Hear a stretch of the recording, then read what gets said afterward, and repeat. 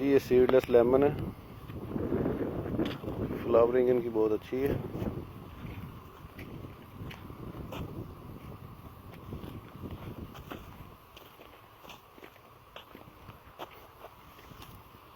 खुशबू भी बहुत अच्छी है।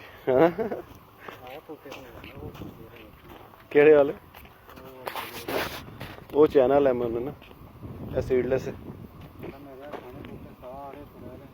हाँ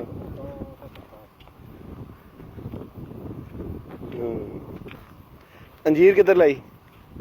अंजीर बेकचनार अंजीर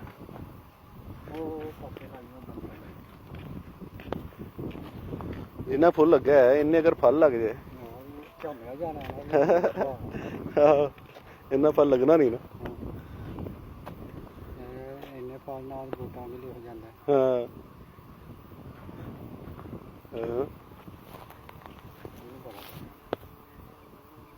किहड़ी नस्ल दी मक्खी है ना?